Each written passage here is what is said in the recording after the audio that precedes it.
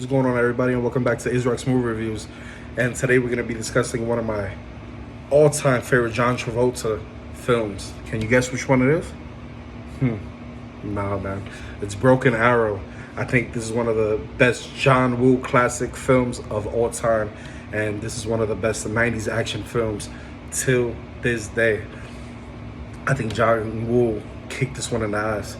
Broken Arrow back in 1996 is one of my favorite movies ever. It's on my list. It's going to be 20 years plus since this movie came out, and I still love it to this day. I've watched this movie so many times.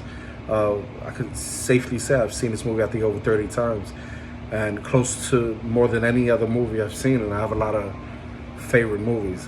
I loved John Travolta in this movie, which I think he did one of his best acting performances in his career, and I love to see him as a villain.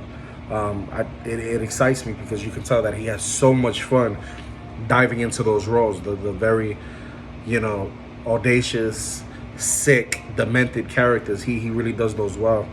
He acted convincing as the main villain in this film, Deakins, in this movie, which he, has his counterpart, Christian Slater, who also does really, really, really well in this movie. Broken Arrow has, to me, everything you want in a film. Has a great score, great actors, a different style of terrorism or terrorist, right, in this film, who basically steal nuclear warheads before I even knew what they were at the time. Because when this movie came out, I was so young. I was about, I believe, 9 years old. But I enjoyed it. I've seen it at 9, 12, 15. So now I've just seen it recently, and it just gave me those goosebumps. I was like, wow, this is such a fun film.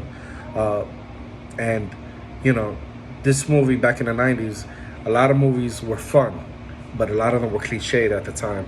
This one, what I liked about this one, they didn't take over some nuclear plant. They didn't take over a building. They weren't on a plane. They weren't on a train. It's completely different. And that's what I loved about this action movie. Christian Slater, to me, was awesome as the main hero.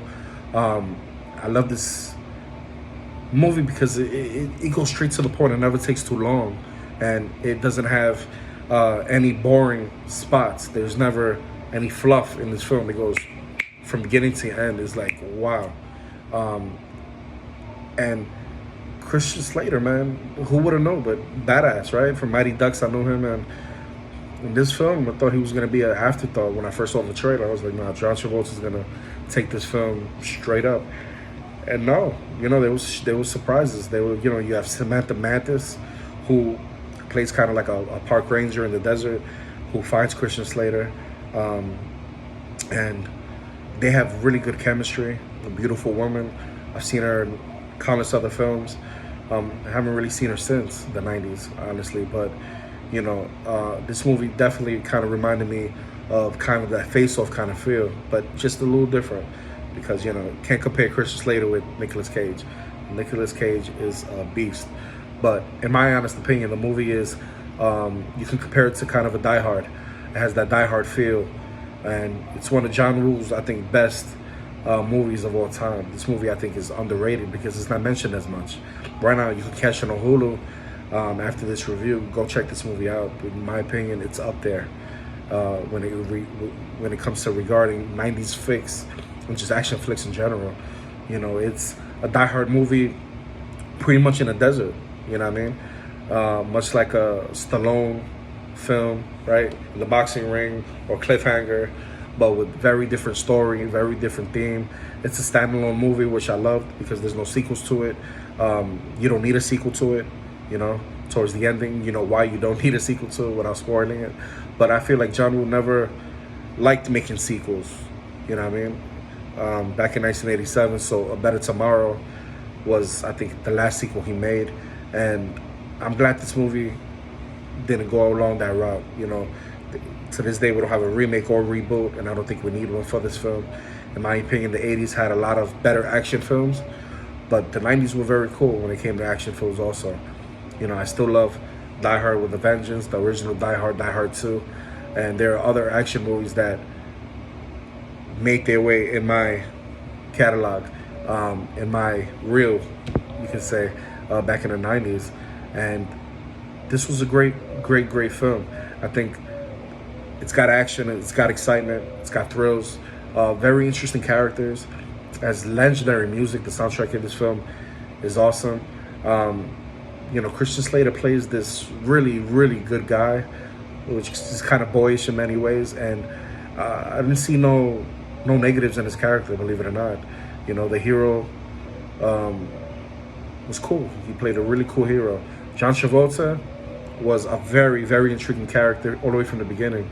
Very hilarious. As this saying in the movie goes, "Damn, what a rush!" I fucking love John Travolta. The action here is amazing, fun, good acting, quick paced. I think the movie's paced really well, very entertaining. The final sequence on the train had some very quality explosions, and even has bad guys killed by helicopter blades, which I thought was pretty cool. I didn't never seen it up to that point, and I was like, wow. The best thing about this movie though is John Travolta, who hands it up beautifully. He also has one of the most over-the-top, awesome bad guy sequences on the train when Christian Slater's character named Hale uses one of his martial arts movies to defeat him, and John Travolta basically tries to deactivate this nuclear device, and gets killed. And Hans Zimmer has a beautiful theme in this film, following Deakins ripped off the movie, just like Scream 2, or just Scream in general has that kind of theme for Dewey, right? David Arquette's character just has that theme. John Travolta had a theme in this film, and when you do see the film, you'll know exactly what it is. It's pretty cool. It's badass.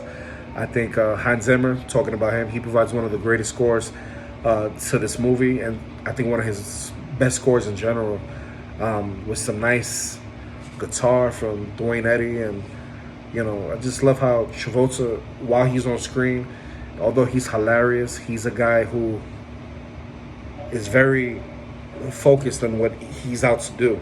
Howie, who's Fox and does football, former football player, he's in this movie. I think he was awesome in the film. It's just one of those really good movies. Broken Arrow, as good as it is, it has its flaws, but for sheer explosive entertainment, you're not looking at them. You're not really looking for flaws, but you could just do a lot worse when it comes to seeing an action film. Honestly, this movie is one of those movies you want to put on and watch it and repeat it and repeat it. It's just one of those. You know what I mean? Cleaning, you can see it in the background. You can sit down with the family and actually watch it. The music is totally epic. It's one of those movies that even younger kids can see. Doesn't have really that much profanity in it, although it does.